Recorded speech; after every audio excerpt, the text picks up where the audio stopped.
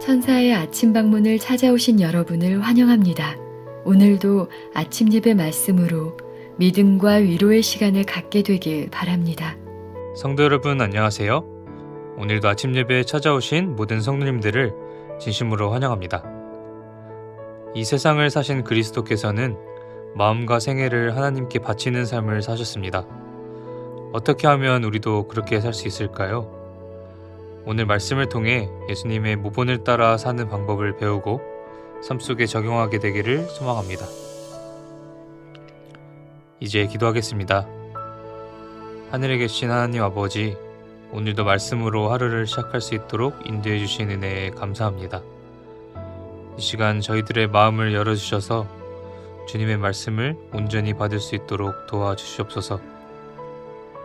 오늘은 하나님과 일치되는 생애를 사신 그리스도의 삶을 묵상하고자 합니다.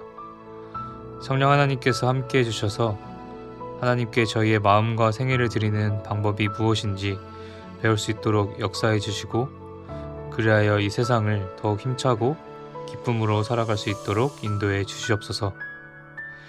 이 시간 주님께서 홀로 영광받아 주시옵기만을 예수 그리스도의 이름으로 간절히 기도드립니다. 아멘.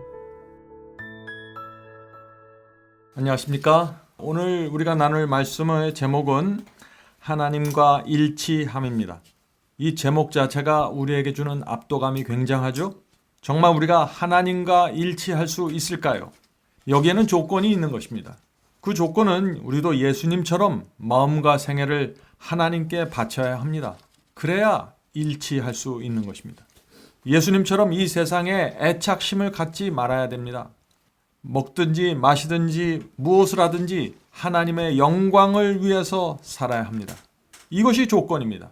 이 조건을 위해서 하나님께서 성령을 우리에게 보내주셨고, 우리의 마음을 감동시켜서 날마다 우리의 마음을 하나님께 굴복하면서 따라갈 수 있도록 인도하시고 도와주시는 것입니다. 오늘 주제 성경절 읽겠습니다. 요한복음 4장 34절입니다. 예수께서 이르시되 나의 양식은 나를 보내신 이의 뜻을 행하며. 자, 예수님의 양식이 무엇입니까? 예수께서 먹으신 양식이 무엇인가요? 그것은 하나님의 말씀입니다. 하나님의 말씀을 먹고 그 말씀대로 하나님의 뜻을 행하면서 살았다는 것입니다. 나를 보내신 이의 뜻을 행하며 그의 일을 온전히 이루는 이것이니라. 우리도 마찬가지입니다. 주의 뜻을 온전히 이루기 위해서 우리가 성경을 읽는 것입니다. 진리를 살펴보는 것입니다. 성경을 읽지 않고 진리를 모르면은 주의 뜻을 이룰 수가 없는 것입니다. 내 뜻대로 살아가면서 내가 마치 주님의 뜻대로 살아가는 것처럼 착각하게 되는 것이죠. 여기에 진리의 중요성이 있는 것입니다. 자, 계속해서 읽겠습니다. 그리스도께서는 내가 하늘로서 내려온 것은 내 뜻을 행하려 함이 아니요 나를 보내신 이의 하나님의 뜻을 행하려 함이니라 라고 선언하셨다. 그분의 뜻은 인간의 영혼을 구원하는 적극적인 활동으로 나타났다. 성도 여러분, 예수께서 내 뜻을 행하려 함이 아니요 나를 보내신 하나님의 뜻을 행했다고 했습니다. 왜 예수께서 자신의 뜻을 행하지 않았을까요? 왜냐하면 자신의 뜻은 달라질 수 있기 때문입니다. 예수께서는 이 땅에 인자, 사람의 아들로 오실 것입니다. 그래서 예수께서도 그때그때 주시는 성령의 호소와 감동에 따라서, 또 그때그때 주시는 말씀의 빛에 따라서 내 뜻을 버리고 하나님의 뜻에 굴복할 수밖에 없는 것입니다. 그래서 그리스도를 우리의 모본이라고 하는 것입니다. 오늘 우리가 이 문제를 깊이 있게 좀 살펴보려고 하는 것입니다. 그리스도의 인간적 의지는 신적인 의지로 말미암아 원기를 받았다. 자, 이 말씀이 무슨 뜻인가요? 예수께서도 성령으로 말미암아 하나님의 뜻을 받아들임으로 말미암아 하늘의 에너지를 받았다는 것입니다. 성도 여러분, 예수께서 내 뜻을 버리고 하나님의 뜻을 행했다는 이 말씀에 굉장한 의미가 담겨 있는 것입니다. 바로 여기에 우리가 따라가야 될 그리스도의 모본이 있는 것입니다. 자, 계속해서 읽어보죠. 오늘날 그리스도의 종들은 다음과 같이 자문해야 할 것이다. 나는 개인적으로 어떤 의지를 배양하고 있는가? 성도 여러분, 우리는 날마다 어떤 의지를 배양하고 있습니까? 내가 내 뜻을 키우고 내 뜻을 성장시켜가고 있습니까? 아니면 날마다 하나님의 뜻과 하나님의 의지를 받아서 그것을 성장시키고 훈련하고 있습니까? 지금 그것을 묻는 것입니다. 계속해서 읽어보죠. 나는 자신을 이기심과 완고함 가운데 둠으로 자신의 욕망을 만족시켜 오지는 않았는가? 성도 여러분, 내가 원하는 것, 내 뜻을 이루기 위해 살아오지 않았는가라고 묻는 것입니다. 로마서 10장 3절에 보면 이런 말씀이 있습니다. 로마서 10장 3절은 하나님의 의를 모르고 자기의 의를 세우려고 하나님의 의에 복종치 아니하였느니라. 자, 하나님의 뜻, 하나님의 말씀을 모르고 거기에 복종치 않으면 어떻게 된다는 것입니까? 내 뜻을 세우고 내가 원하는 것을 이루기 위해서 살아간다는 것입니다. 그러면서 나는 하나님의 자녀라고 착각하게 된다는 것입니다. 성도 여러분, 그래서 우리가 하나님의 말씀을 읽을 때 조심해야 됩니다. 성경 말씀을 읽으면서 어떤 분들은 내가 좋아하는 말씀만 골라서 읽습니다. 내가 따라가기 원하는 말씀, 내가 하기 원하는 말씀만 골라서 읽으면서 나를 만족하면서 사는 것입니다. 그것이 내 의를 세우는 것입니다. 성도 여러분, 신앙은 피자 먹는 것처럼 하면 안 됩니다. 우리의 자녀들을 데리고 피자를 같이 먹으면 어떻게 합니까? 그 피자에 토핑이 있죠? 토핑이 골고루 섞여 있지 않고 어떤 때는 한쪽에 몰려 있어요. 맛있는 토핑이. 그럼 아이들이 어떻게 하나요? 그 맛있는 토핑이 올라가 있는 피자만 떼어서 먹으려고 서로 다투게 되죠. 많은 그리스도인들이 신앙을 그렇게 한다는 것입니다. 내가 원하는 말씀, 내가 좋아하는 말씀, 내 취향에 맞는 말씀만 섬기는 것입니다. 그리고 나와 일치하지 않는 말씀, 내가 좋아하지 않고 내가 따라가지 않는 말씀은 옆으로 치워놓는 것이죠. 그렇게 될 때 신앙은 무너지게 되는 것입니다. 성도 여러분, 성경 말씀 전체를 받아들여야 됩니다.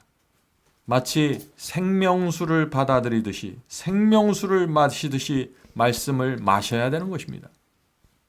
하나님의 말씀은 피자가 아닙니다. 하나님의 말씀은 생명수기 때문에 마셔야 되는 것입니다. 그건 골라서 먹는 것이 아닙니다. 그래야만 하나님의 뜻이 내 생애 속에서 분명하게 세워지게 된다는 것입니다. 오늘 많은 분들이 여기에 문제가 생기는 것입니다. 골라서 먹는데 편식함으로 문제가 생기는 것이죠. 계속해서 읽겠습니다. 만일 우리가 이와 같이 하고 있다면, 자, 이와 같이 한다는 것이 뭐예요? 내가 좋아하는 것만 골라 먹으면 그런 뜻이죠. 만일 우리가 이와 같이 하고 있다면 우리는 큰 위험 가운데 있는 셈인데, 이는 사탄이 항상 하나님의 성령의 지배하에 있지 않는 의지를 지배하고자 하기 때문이다. 자, 이 말씀이 무슨 뜻입니까?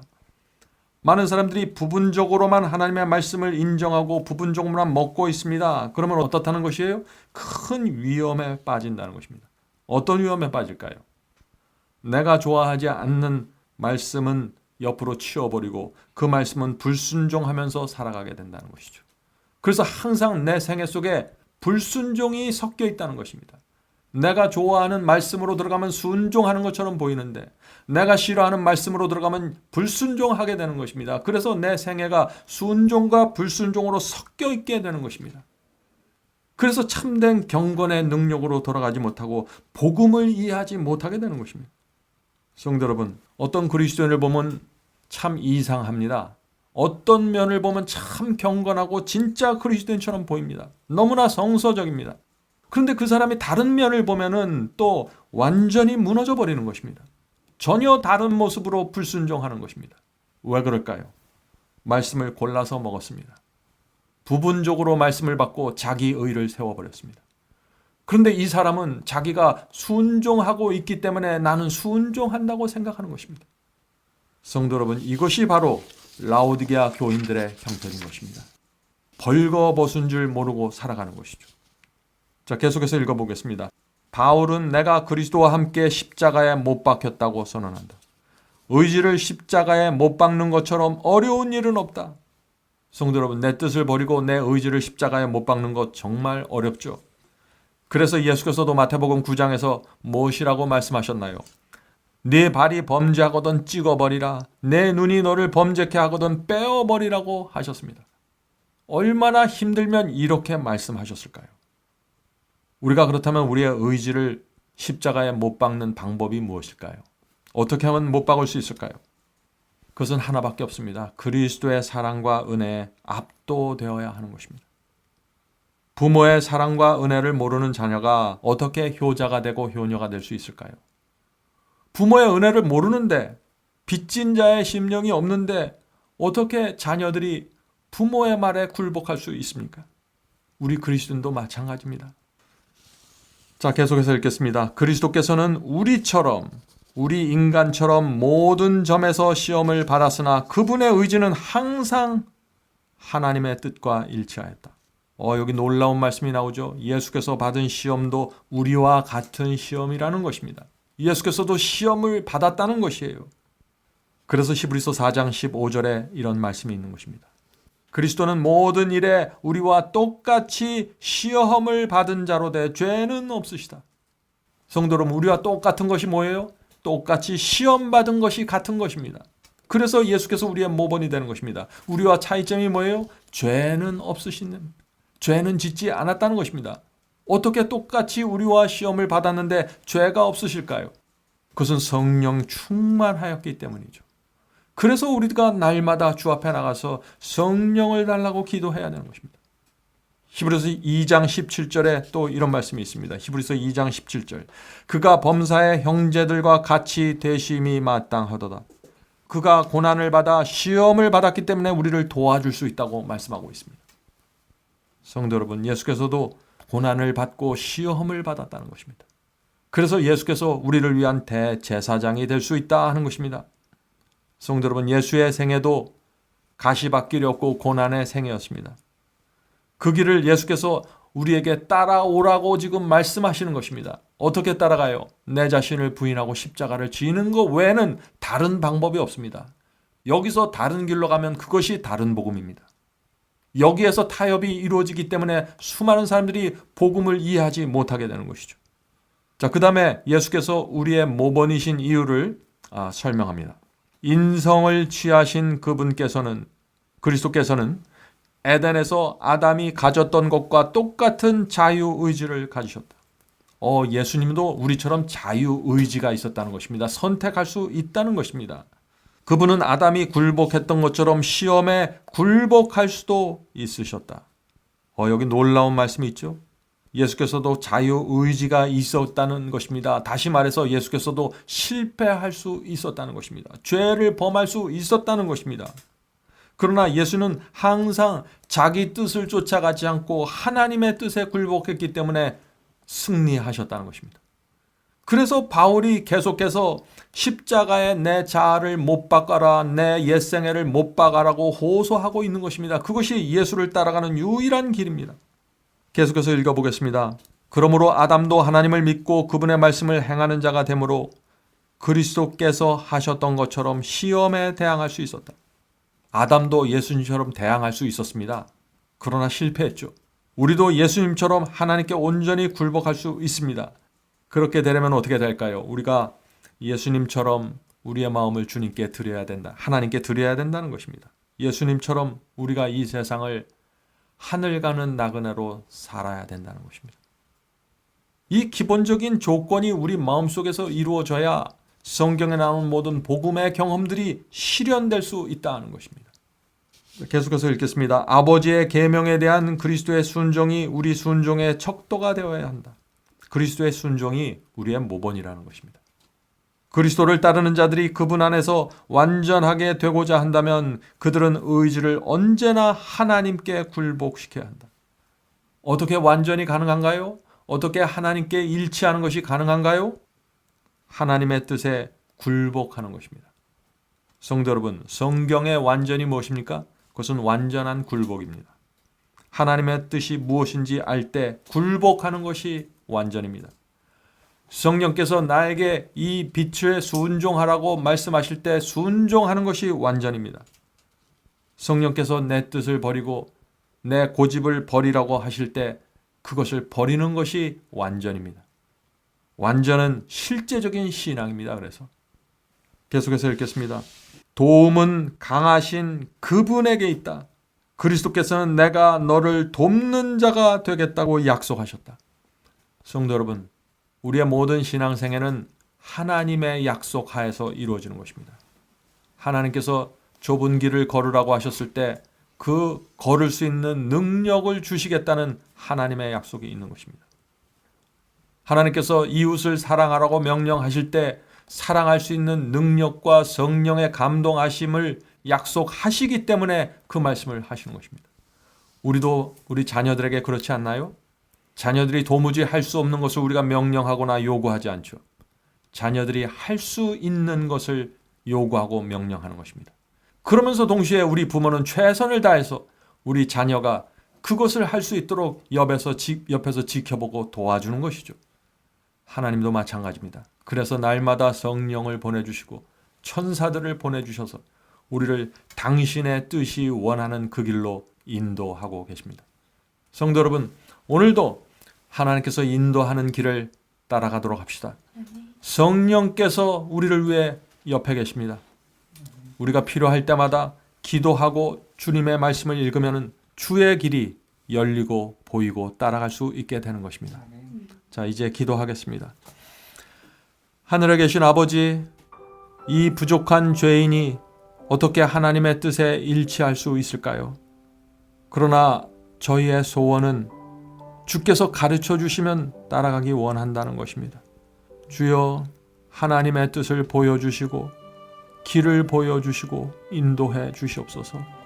저희가 부족할지라도 보이는 대로, 저희가 확신하는 대로 한 걸음씩 따라가기 원하오니 주님, 저희의 손을 붙잡아 주시고 인도하여 주시옵소서. 이 험한 세상 속에서 하늘 향해 가는 나그네로 살 수 있도록 도와주시옵소서.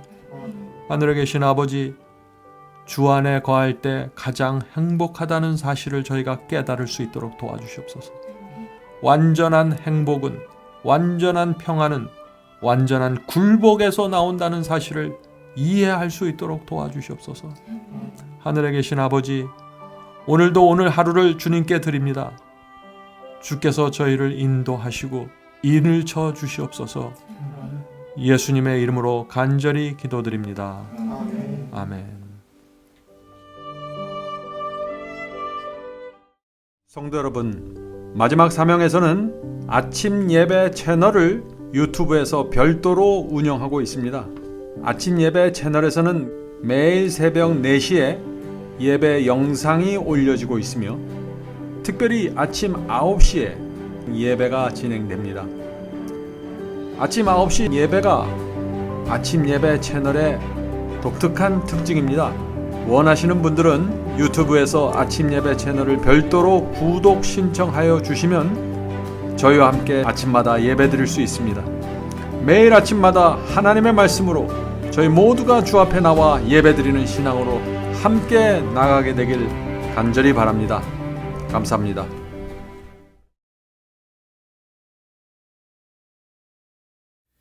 복의 근원 강림하사 찬송하게 합소서. 한량없이 자비하심 중량할 길 없도다. 찬사들의 기쁜 찬송 나도하게 합소서. 구속하신 이내 하무 항상 찬송하리다. 주의 도와주심 받아 이때까지 왔으니 이와 같이 장군의로 이루기를 바라네. 하나님을 배반하고 죄에 빠진 우리를 예수 구원하시려고 보혈 흘려 주셨네.